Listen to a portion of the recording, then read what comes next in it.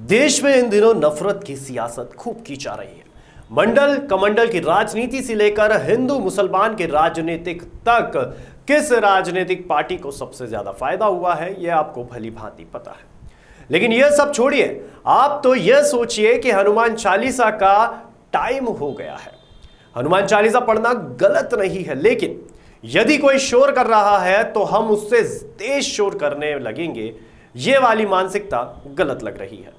बहरहाल ये तो राजनीतिक मुद्दा है जो वक्त वक्त पर राजनीति करने वालों द्वारा उठाया जाता रहेगा। लेकिन जो चिंता हमें सता रही है वह यह है कि हम भी श्रीलंका के पथ पर दिखाई पड़ रहे हैं। आज से 2 साल पहले श्रीलंका में भी बुर्के और आजान पर राजनीति हो रही थी। वहां पर भी लोगों का एक तबका यह कह रहा था कि भले ही पेट्रोल कितना महंगा हो जाए, हम तो राजपक्षे सरकार के साथ खड़े रहेंगे।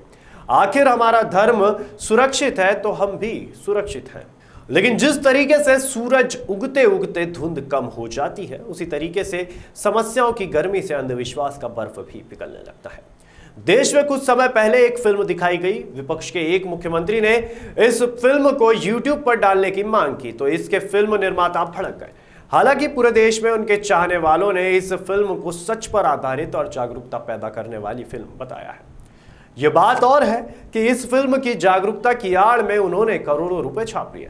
शायद इन करोड़ों रुपए से जम्मू में रह रहे कश्मीरी पंडितों के बच्चों के लिए एक बेहतरीन स्कूल बनाया जाएगा जिसमें वह शिक्षा ग्रहण करेंगे, या रेफ्यूजी कैंप में रह रहे कश्मीरी पंडितों को शायद इन करोड़ों रुपए से पक्का घर मिल जाएगा।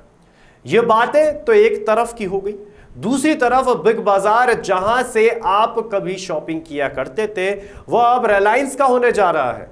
परंतु हमारी मीडिया में ऐसे दिखाया जा रहा है कि बिग बाजार की जंग रिलायंस ने जीत ली। अमेजॉन हार गया, फ्यूचर ग्रुप का बिग बाजार अब रिलायंस का होगा। यह खबर पढ़कर ऐसा लगेगा कि मानो भारत विश्व गुरु बनने की ओर अग्रसर है। एक भारतीय की कंपनी ने एक विदेशी कंपनी को हरा दिया, लेकिन पर्दे के पीछे की कहानी कुछ और ही है। फ्यूचर ग्रुप के बिग बाजार पर एक आकलन के मुताबिक 500 करोड़ रुपए का कर्ज बाकी है। अब रिलायंस ग्रुप 200 से 300 करोड़ में बिग बाजार खरीद लेगा। बचा हुआ 200-300 करोड़ बैंक को नुकसान उठाना पड़ेगा। जाहिर है, बैंक में पैसा आम इंसान जमा करता है, यानी आम आदमी बचे हुए पैसे अपनी जेब से भर देगा, क्योंकि उसे सुरक्षित जो रहना है। आखिर उसने शेर पाला है तो खर्चा तो उठाना ही पड़ेगा। यह अलग बात है कि चीन भारत की सीमा में घुसकर 2 गांव बसा चुके हैं, लेकिन 56 इंच का सीना अब भी बरकरार है। आगे और क्या होगा यह नहीं कह सकते, लेकिन आप सुरक्षित रहना चाहते हैं तो धर्म की रक्षा कीजिए।